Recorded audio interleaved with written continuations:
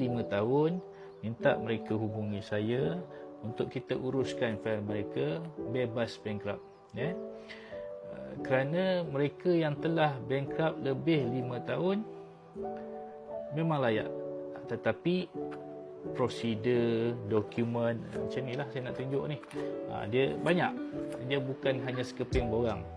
Sebab tu saya ada service charge saya untuk buat kerja-kerja ni.